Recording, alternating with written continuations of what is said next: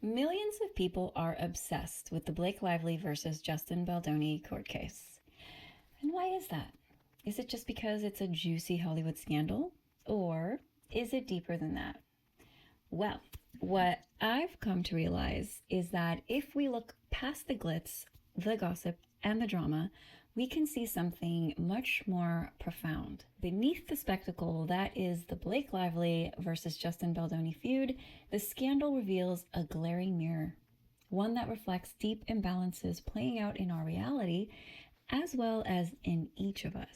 I'm Joanna, and I want to talk about this right here on the Leather and Lace podcast.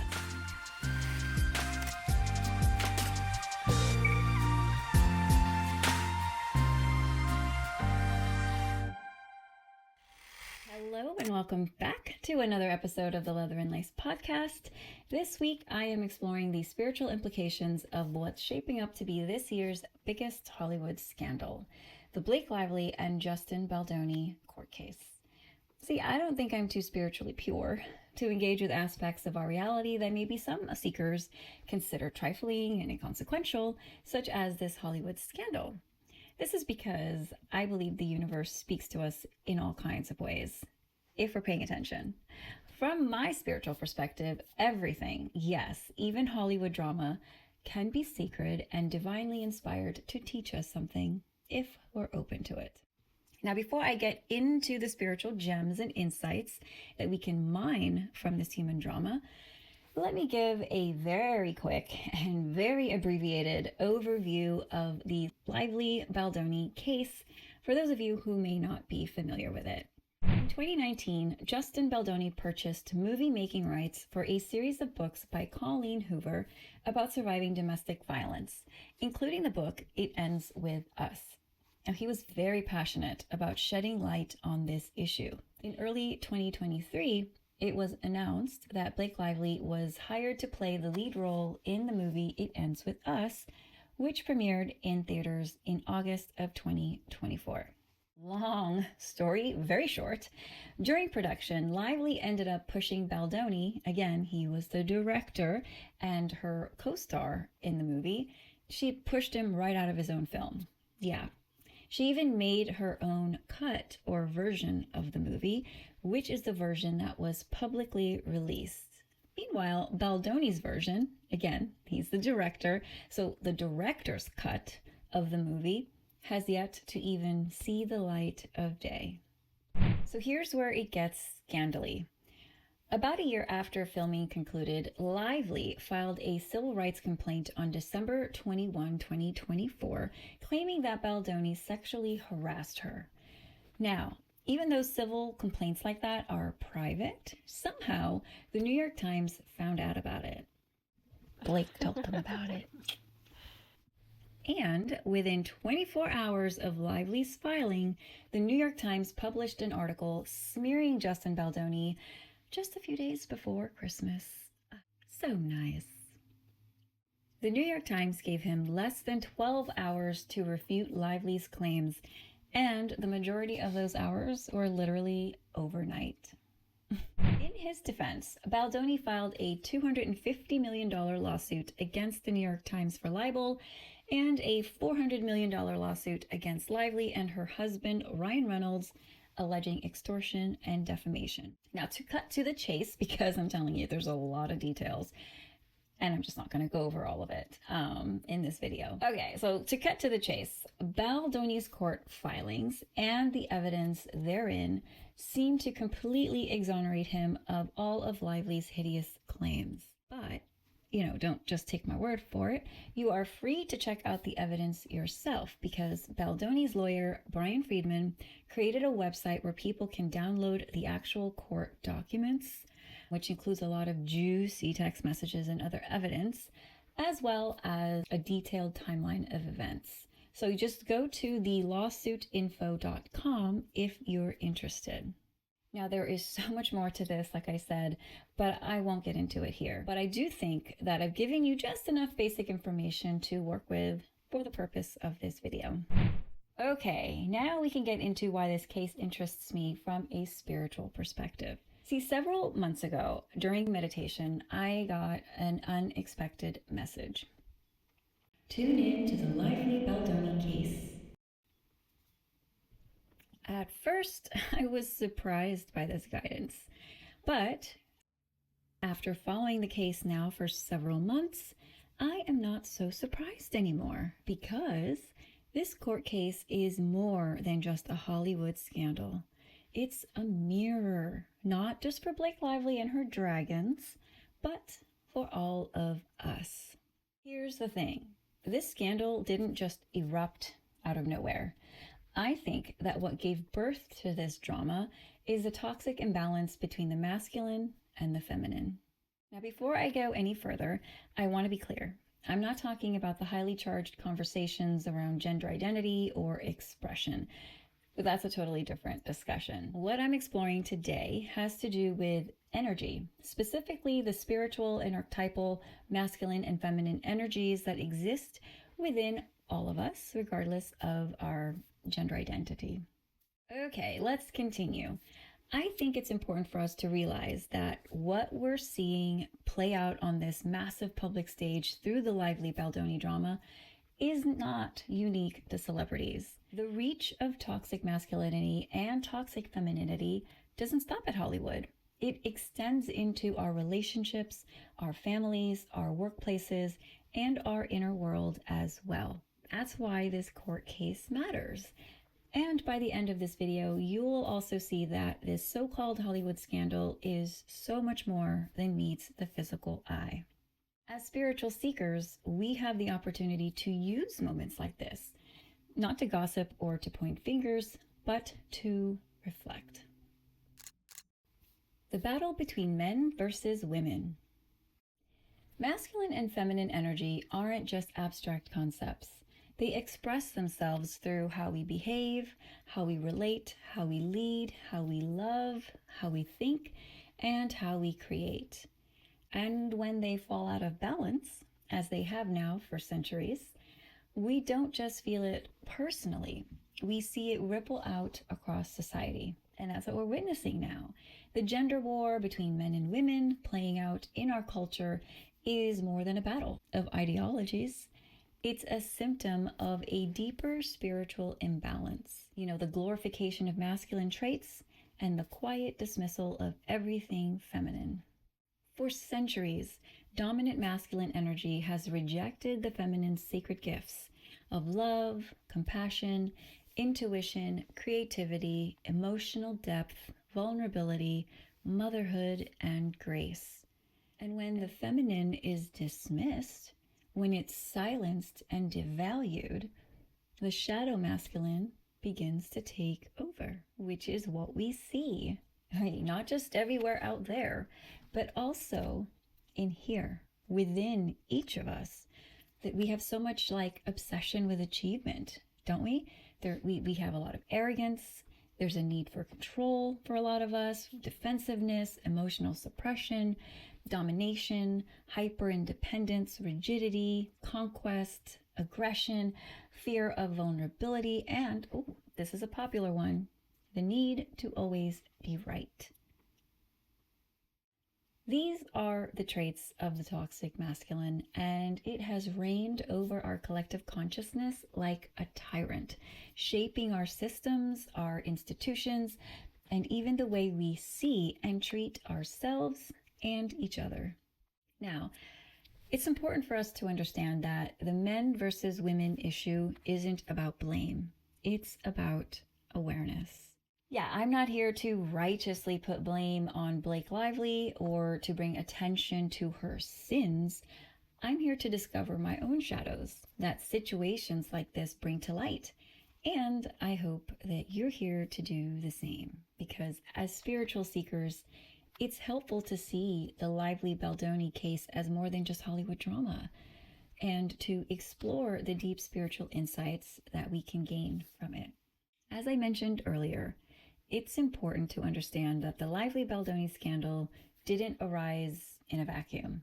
It is born from toxic masculine culture. We live in a culture that rewards domination, punishes vulnerability, and forces women to believe that their power only matters if it mirrors masculine strength. And that's why this isn't just about Blake Lively, nor is this about me or you condemning her. This is about us, men and women alike, trying to see ourselves in her and learning from this very human experience. If you're a woman, maybe it's good to ask yourself, how have you been shaped, programmed, and triggered by the culture of toxic masculinity? How have you embodied the toxic feminine as a response to the unfairness and callousness of the toxic masculine? Have you likewise dismissed the gifts of the divine feminine, such as love, compassion, relationship, and motherhood, as limiting and a weakness? These are questions I've asked myself, actually, over the last few years. And the conclusion I've come to put it in fortune cookie terms for you, is this. We as women cannot bring back the powerful matriarch when we're too busy pretending to be men. The path forward, to me, isn't about fighting against the patriarchy. The best way to defend against toxic masculinity is to not see it as a battle in the first place. It's not a battle anyone has to win because it's a collective wound that we need to heal, which is why the feminine gifts of love, healing, acceptance, and release are so critical and crucial right now. Because what we call toxic masculinity is really just unbalanced masculine energy lashing out in the absence of the feminine's loving wisdom inside each of us. I don't know, somewhere along the way, we were taught that the feminine wasn't important or just wasn't enough. It doesn't make sense if it doesn't make dollars. Am I right? We've been taught that all those feminine gifts of love, softness, intuition, motherhood were just decorative embellishments, not essential, not powerful. They're not vital organs, They're more like the appendix. There, but disposable. Meanwhile, we glorified the traits of the masculine: achievement, logic, productivity, wealth, dominance, material success, and external recognition. And the message is clear. If you want to be valued in this world, be more like a man. That conditioning doesn't just shape society, it shapes us personally, deeply. We internalize it, we mimic it, we build our identities around it, and in doing so, we devalue the very gifts that can heal us. This imbalance is so destructive, not just out there in the world, or in Hollywood, but within ourselves. We're tired, we're so disconnected and so fragmented, especially women. And the only way to come back into wholeness is to reclaim the sacredness of the feminine, to restore her to her rightful place, not above or below, but alongside the divine masculine in partnership and co-creative power. Because when both are honored, when both are expressed in their light, they don't compete, they co-create, they make love. And from that union, something transcendent can be born. Now, it is no surprise that women have often borne the brunt of this imbalance. So, of course, we fought back. We had to. The feminist movement and its unintended consequences. Undoubtedly, the feminist movement accomplished so much in reclaiming lost power for women. But here's the problem. Instead of championing the gifts of the divine feminine, the feminist movement fought fire with more fire, largely focusing on making women equal to men. Now, what I mean by that is the feminist movement made masculinity the standard. And I think that's where things got off track. Instead of restoring divine balance, the feminist movement, while accomplishing so much for women, I don't want to take that away from it, but it also unintentionally created fertile ground for the shadow feminine to take root. In trying to reclaim power in a world long dominated by the shadow masculine, many women, often unknowingly, adopted distorted expressions of the feminine. Traits like overachievement, emotional detachment, hyper-independence, competitiveness, and a relentless drive for control, money, careers, and dominance. They just became tools of survival in a system that rewards force over flow. Rather than encouraging men and women alike to value and embrace the gifts of the divine feminine as much as we've been embracing and valuing gifts of the divine masculine, women were encouraged to mirror the very masculine distortions that suppressed them. So what we end up seeing and embodying is feminine energy masquerading in a wounded version of masculine power. Which means that instead of healing the imbalance, the feminist movement has, in some ways, unintentionally deepened it. And guess what? It's made many of us women really unhappy. A 2024 study published in the Journal of Population Economics confirms that American women's happiness has declined over time, even as women's rights and opportunities have expanded. Analyzing decades of U.S. data from the General Social Survey from 1972 to 2021, researchers found a consistent downward trend in women's self-reported happiness, with no comparable decline among men. While the feminist movement brought about undeniable progress, this study reveals a more complex emotional truth. Despite expanded rights and opportunities, women today report lower levels of life satisfaction and well-being than women of previous generations. This challenges the long-held assumption that social and economic gains naturally translate into deeper happiness. What? Money can't buy happiness? And perhaps that's because much of the movement's progress, though well-meaning, was built on the belief that women must become equal to men, rather than honoring and embracing the unique and complementary strengths and powers of the feminine. See, that framing, that men and women are equal, unintentionally casts women and men as competitors, rather than co-creators, which basically drove a deeper wedge between the energies that were meant to dance in harmony. That's exactly what we are seeing reflected in the public tension between Blake Lively and Justin Baldoni. What we're witnessing between Blake and Justin is a striking reflection of the deeper imbalance between masculine and feminine energies, just kind of not in the way that we're used to seeing. In this case, it's not the woman suffering under the weight of the shadow masculine, it's the man on the receiving end of what appears to be the shadow feminine, which is a form of power distorted by generations of imbalance and reinforced by a culture that taught women to survive by imitating what once oppressed them. Justin, he came into this project with a deep passion for telling a story that mattered, one centered on a woman's journey of survival, healing, and reclaiming her power after domestic violence. That's not just noble, that's divine masculine energy in motion, protective, compassionate, driven by purpose, and emotionally present.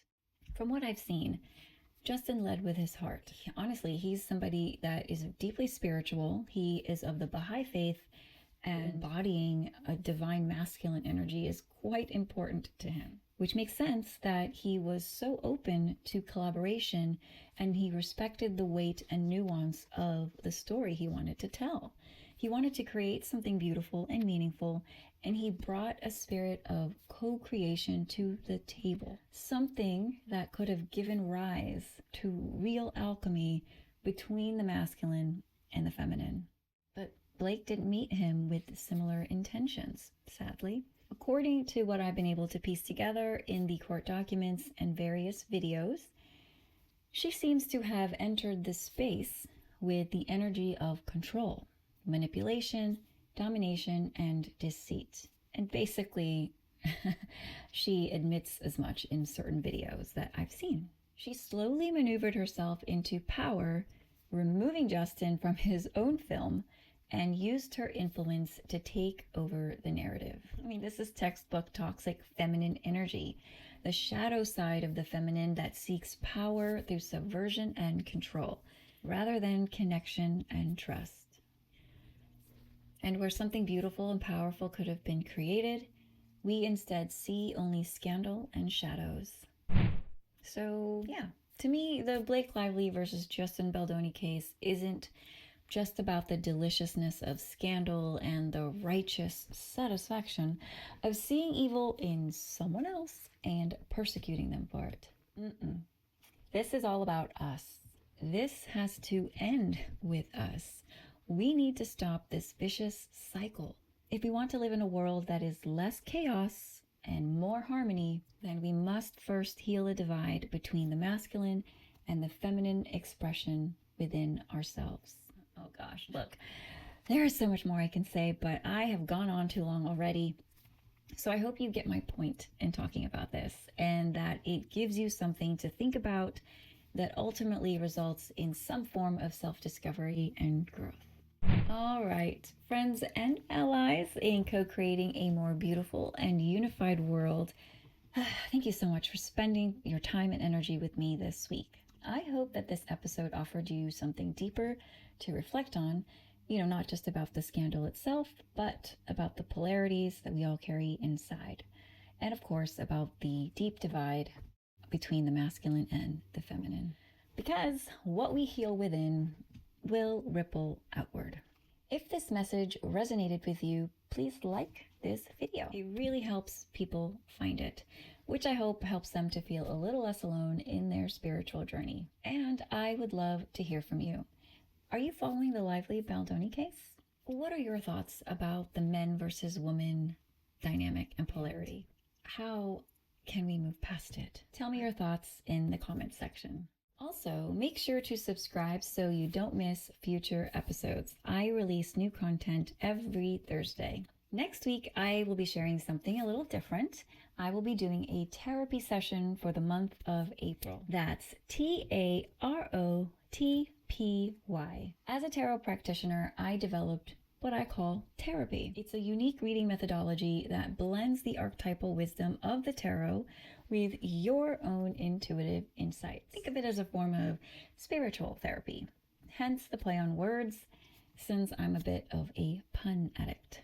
My monthly therapy sessions aren't about telling you your future. Instead, they inspire you to discover the power within you to be able to co-create it with the universe. Each session offers a theme for the month, something meaningful for you to explore within yourself, so that the clarity and balance that you cultivate deep within can begin to shape the world around you. Okay, I know I've said a lot, so I want to leave you with a reflective haiku. If you don't know, I love writing haikus.